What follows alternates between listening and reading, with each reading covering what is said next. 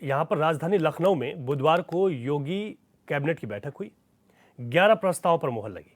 वहीं कैबिनेट बैठक में मंजूर हुए प्रस्ताव की जानकारी देते हुए कैबिनेट मंत्री सुरेश खन्ना और नितिन अग्रवाल ने प्रेस कॉन्फ्रेंस को संबोधित किया। उन्होंने बताया कि कैबिनेट बैठक में 2025-26 की आबकारी नीति को मंजूरी मिली है, जिससे आबकारी विभाग की दुकानें लॉटरी सिस्टम के जरिए आवंटित होंगी। कैबिनेट मीटिंग में परिवहन, पर्यटन, मेडिकल एजुकेशन विभाग के दो प्रस्ताव, गृह, आबकारी, दुग्ध, आवास, बेसिक और संसदीय विभाग के एक प्रस्ताव को मंजूरी दी गई है।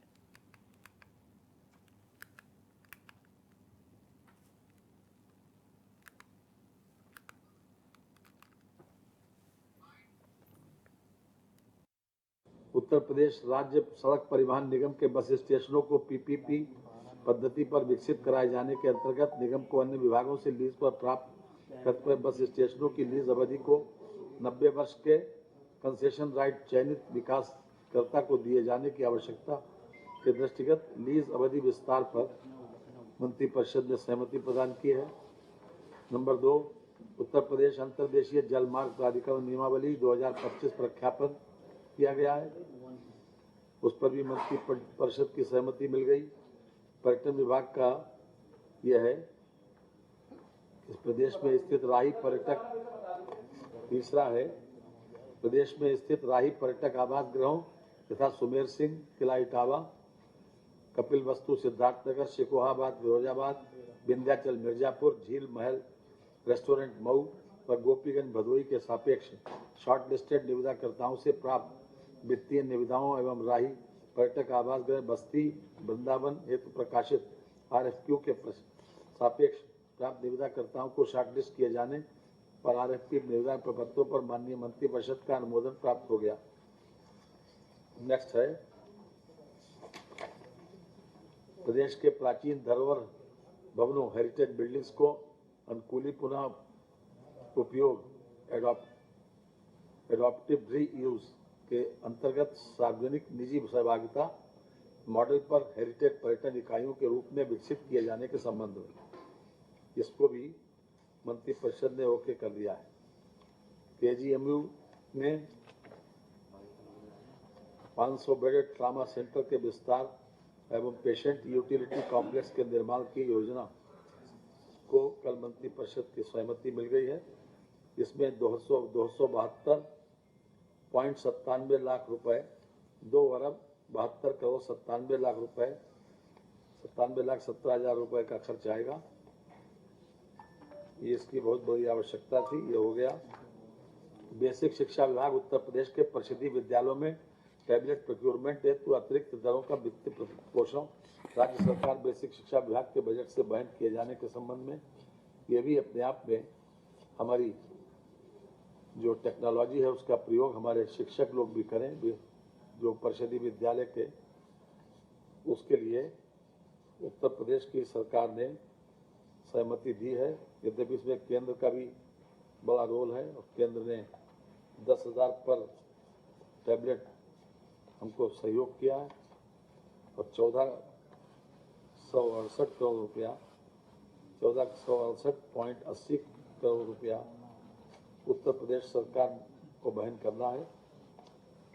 ये कुल मिलाकर एक बहुत अच्छा प्रयास है, तो काफ़ी सफल है। लोग जो हैं टैबलेट के माध्यम से हमारी टेक्नोलॉजी और जो इंटरनेट से कनेक्टिविटी उसके माध्यम से विभिन्न प्रकार की जानकारी से बच्चों को लाभान्वित किया जा सकता है।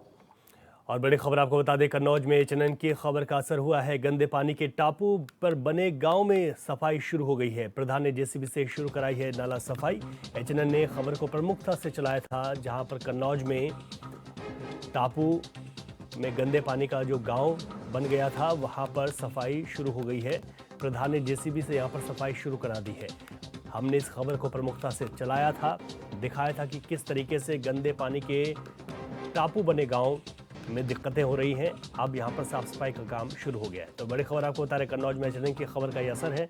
गंदे पानी के टापू बने गांव में साफ सफाई शुरू हो गई। प्रधान ने जेसीबी से ये साफ सफाई शुरू कराई है। नाले की सफाई शुरू हो गई है, जिससे लोगों को राहत मिलेगी। एचएनएन ने इस खबर को प्रमुखता से चलाया था। तो गंदे पानी से टापू बने गांव में साफ सफाई शुरू हो गई है, जहां पर जेसीबी के माध्यम से अब नाले की सफाई की जा रही है। गंदे पानी के टापू बने गांव में अब सफाई शुरू हो गई है। लोगों को निश्चित तौर पर इससे राहत मिलेगी। प्रधान ने जेसीबी से ये नाला सफाई शुरू कराई है।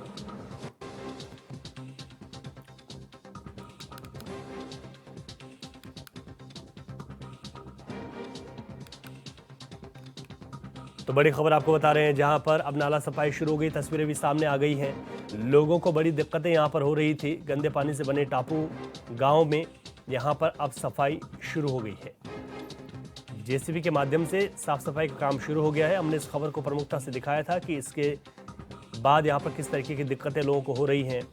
अब यहां पर जब साफ सफाई का काम शुरू हुआ है, नाले को साफ करने का काम शुरू हुआ है, तो लोगों ने राहत की सांस ली है। निश्चित तौर पर उनको यहां पर फायदा मिलेगा।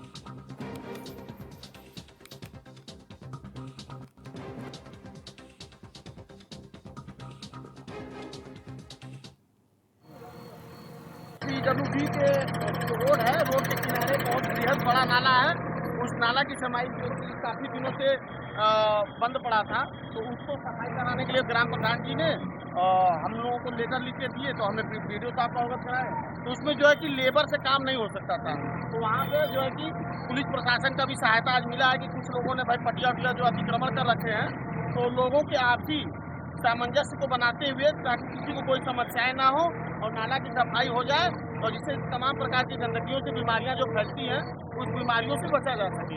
ये जनहित के कार्य को जो भी कराया जा रहा है। अधिक जानकारी के साथ कन्नौज से हमारे संवाददाता रईस खान फोन लाइन पर हमारे साथ हैं। रईस, बहुत ज्यादा दिक्कतें यहाँ पर लोगों को हो रही थी क्योंकि नाला पूरी तरीके से गंदा था और लोगों की दुश्वारियां बढ़ गई थी। हमने इस खबर को प्रमुखता से दिखाया। अब साफ सफाई का काम जारी है। कितनी सफाई हो गई, कितना वक्त लगेगा और कितनी राहत मिलेगी इसके बाद ग्रामीणों को? जी, आपको बताते हैं, कन्नौज में एशियन खबर का बड़ा असर देखने को मिला है। ये पूरा मामला सौरी क्षेत्र के बहादुरपुर गांव का था, जहां बरसों से नालियां जो थी चौक थी, गंदा पानी सड़कों पर बह रहा था। गांव टापू बन गया था, जिससे आने जाने वाले लोगों से छात्राओं को दिक्कतों का सामना करना पड़ता था। कई बार आला अधिकारियों को ग्रामीणों ने बताया, लेकिन समस्या का समाधान नहीं हुआ। जी। इस खबर को हमारे एशियन न्यूज चैनल प्रमुखता से प्रकाशित किया। समाचार चलते ही प्रशासन में हड़कंप मच गया। प्रशासनिक आला अधिकारियों ने मामले को संज्ञान में लेते हुए प्रधान को सफाई के निर्देश दिए। प्रधान ने जेसीबी मंगाकर सफाई कार्य आरंभ कराया, जिससे लोगों में कुछ राहत पहुंची। सफाई कार्य अभी चल रहा है। प्रधान का ये भी कहना है कि पूरी तरीके से सफाई कार्य कराया जाएगा, जिससे लोगों को दिक्कतों का सामना न करना पड़े। वहीं क्षेत्रीय नागरिकों ने एशियन न्यूज चैनल की जमकर सराहना भी की है। बहुत शुक्रिया रईस आपका तमाम जानकारी के लिए। आगे बढ़ेंगे। लखनऊ से बड़ी खबर मिल रही है। पीजीआई निदेशक का कार्यकाल बढ़ाया गया है। ये बड़ी खबर आपको बता रहे हैं। पीजीआई निदेशक का कार्यकाल बढ़ाया गया। 65 वर्ष के बाद 3 साल और पद पर रह सकेंगे पीजीआई के निदेशक। एसजीपीजीआई के एक्ट में बदलाव किया गया है। चिकित्सा शिक्षा विभाग के प्रस्ताव पर कैबिनेट ने मंजूरी दी है। 68 वर्ष तक अब निदेशक का कार्यकाल रहेगा। पीजीआई निदेशक आर.के. धीमान का ये कार्यकाल बढ़ना तय माना जा रहा है, क्योंकि यहाँ पर जो नियमावली थी उसमें संशोधन किया गया है। विभाग ने यहाँ पर एसजीपीजीआई के एक्ट में बदलाव कर दिया है। अब 65 वर्ष की जगह 68 वर्ष तक निदेशक का कार्यकाल यहाँ पर रहेगा। पीजीआई निदेशक आर.के. धीमान का कार्यकाल अब बढ़ना तय माना जा रहा है। तो ये बड़ी खबर आपको बता रहे हैं, जहां पर एसजीपीजीआई के एक्ट में बदलाव किया गया, जिसे कैबिनेट में मंजूरी दे दी है। पहले ये 65 वर्ष था। चिकित्सा शिक्षा विभाग के प्रस्ताव पर कैबिनेट की मंजूरी के बाद अब इसे 68 वर्ष कर दिया गया है। अब 68 वर्ष तक निदेशक का कार्यकाल बना रहेगा। ऐसे में आपको बता दें कि पीजीआई के निदेशक आर.के. धीमान का कार्यकाल बढ़ना तय है। तो ये बड़ी खबर आपको बता रहे हैं, पीजीआई निदेशक का कार्यकाल अब बढ़ना तय हो गया है। 3 साल और बढ़ाया जाएगा। 65 वर्ष के बाद 3 साल और पद पर रह सकेंगे पीजीआई के निदेशक। लखनऊ से ही एक और बड़ी खबर आपको बता दें। लखनऊ में अधिवक्ता पर हमले का मामला, यूपी बार काउंसिल ने मामले का संज्ञान लिया है। जो अधिवक्ता पर हमला हुआ था उसमें यूपी बार काउंसिल ने अब मामले का संज्ञान ले लिया। अधिवक्ता देवकी नंदन पांडे के लिए सुरक्षा की मांग की गई है। बार काउंसिल ने ये पत्र लिखा अपर मुख्य सचिव और पुलिस कमिश्नर को। उन्होंने पत्र लिखा है। अब बार एसोसिएशन के संयुक्त सचिव प्रशासन देवकी नंदन है, उनके लिए सुरक्षा की यहाँ पर मांग की गई है। तो ये बड़ी खबर आपको बता रहे हैं, जहां पर अधिवक्ता देवकीनंदन पांडे के लिए सुरक्षा की मांग की गई है। यहां पर यूपी बार काउंसिल ने इस मामले का संज्ञान लिया है। लखनऊ में अधिवक्ता पर हमले के बाद ये काउंसिल का संज्ञान है, जिसके बाद अधिवक्ता देवकीनंदन पांडे के लिए सुरक्षा की मांग की गई। बार काउंसिल ने पत्र लिखा। अपर मुख्य सचिव और पुलिस कमिश्नर को यह पत्र लिखा गया है। अवध बार एसोसिएशन के संयुक्त सचिव प्रशासन पर देवकीनंदन है।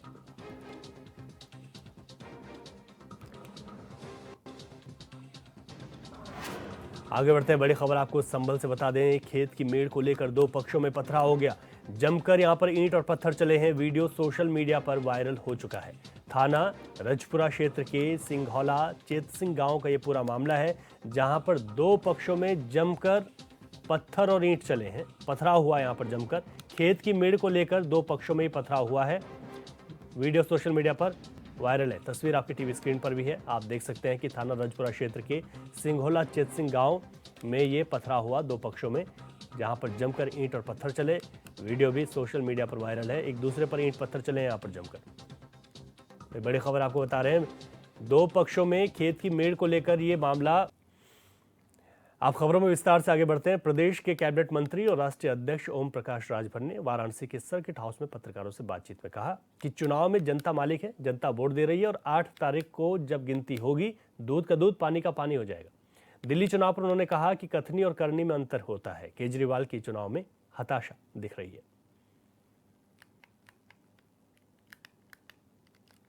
मालिक है, जनता वोट दे रही है और 8 तारीख को गिनती होगी, दूध का दूध पानी का पानी हो जाएगा। कहने से और करने से अंतर होता है। केजरीवाल ने आरोप लगाया कि पुलिस, वहाँ की पुलिस जो है बीजेपी कार्यकर्ताओं की तरफ व्यवहार कर रही है। तो ये तो उनकी बात से लग रहा है कि उनकी हताशा और निराशा बोल रहे हैं। फिर देखिए, वहाँ दो ही पार्टी लड़ रही है ना। कांग्रेस लड़ाई से बाहर है, बीजेपी और आम आदमी पार्टी दो ही पार्टी वहाँ लड़ रही है, जो आपस में चर्चा कर रहे हैं। तो केजरीवाल जी अपना ही कह रहे हैं कि हताशा और निराशा भी बोल रहे हैं और आशा भी बोल रहे हैं। दोनों बात तो ही बोल रहे हैं। देखिए, मिल्कीपुर का चुनाव एनडीए प्रत्याशी के पक्ष में है। यहाँ भी वही हताशा निराशा विपक्ष के लोग बोल रहे हैं। और हम अपनी भाषा में कहें ना, तो देखिए, मिल्कीपुर सत्ता पक्ष के लोग दुधारू गाय लेके घूम रहे हैं, विकास रूपी दूध के लिए दुधारू गाय। अब विपक्ष के पास ठाठ गाय है, तो जनता दूध चाहती है, विकास रूपी दूध, तो ठाठ गाय के लग जाइए। के बाद एक बार फिर आपका स्वागत है। खबरों में आगे बढ़ेंगे। फिरोजाबाद में होने वाले महोत्सव का बीजेपी और सपा के बाद अब निगम के पार्षदों ने भी बहिष्कार कर दिया। निगम के पार्षदों ने अधिकारियों पर खुद के परिवार के लिए मेले का आयोजन करने का आरोप लगाया। साथ ही निमंत्रण पत्र से सांसद अक्षय यादव, 3 विधायकों के नाम भी गायब हैं, जिससे पार्षदों ने भी महोत्सव का बहिष्कार कर दिया।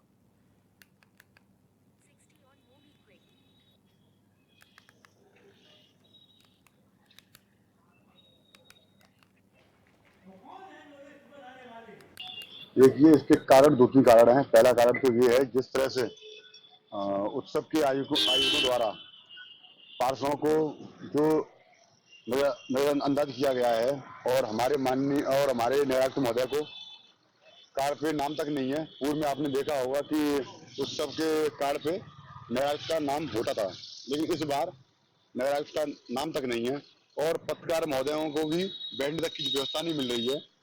और हमें आज बुलाया गया था, उसका भी निमंत्रण मान लीजिए पत्र हमें 11 बजे मिला है।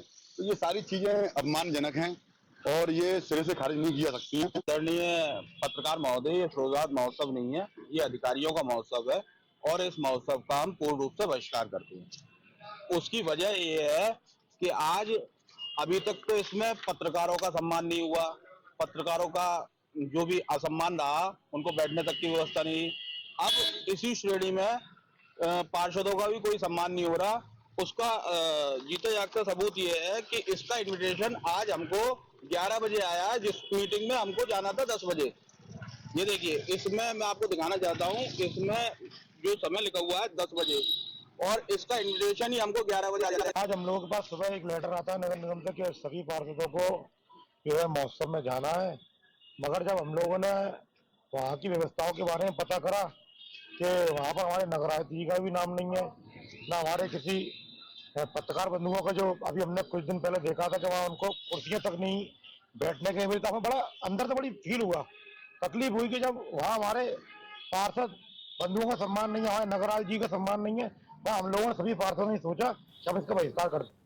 सिंथल के समाजवादी पार्टी चेयरमैन कंबर एजाज उर्फ शानू और 2 अन्य पर हाफिजगंज थाने में गंभीर धाराओं में मुकदमा दर्ज किया गया है। आरोप है कि उन्होंने जबरन जमीन पर कब्जा करने, 5 लाख रुपए की रंगदारी मांगने और जान से मारने की धमकी दी। पीड़ित का कहना है कि उसे चेतावनी दी गई कि यदि वह अपनी जमीन पर जाता है तो उसे जिंदा जलाकर सबूत मिटा दिया जाएगा। पुलिस ने मुख्य आरोपियों के साथ 4-5 अज्ञात लोगों के खिलाफ भी मामला दर्ज किया है।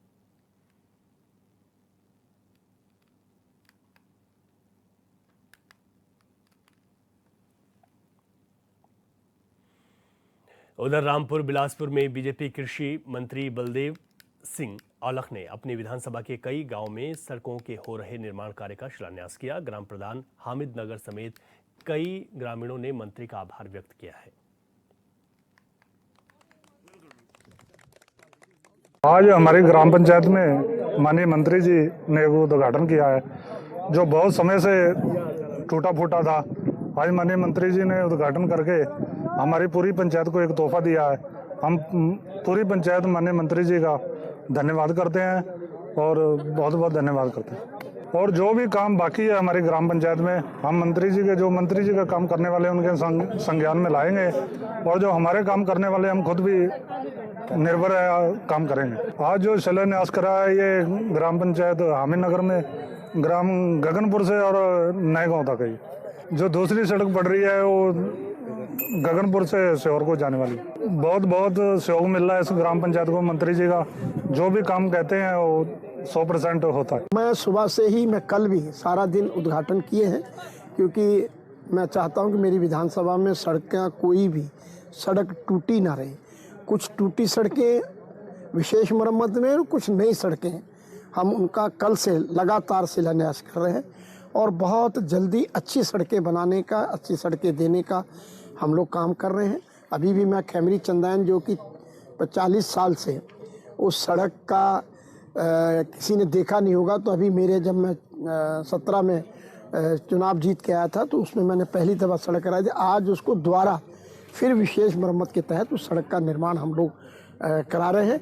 आज ये अभी आप यहाँ से जनता से पूछेंगे कि कम से कम 20 साल पहले ये सड़क बनी थी, और इसमें पिछली बार भी मैंने थोड़ी सी इसकी मरम्मत कराई थी। आज ये गन्ना सोसाइटी में लेके एक अच्छी सड़क हम इसको देने का, ये हामिद नगर से लेके और नेशनल हाईवे तक जोड़ने का, इसका जोड़े जाएगी, और ये सड़क ऐसी बनेगी, हॉट मिक्स से बनेगी, अच्छी सड़क बनेगी, और ये 20 साल तक इस सड़क की बुनियाद होगी।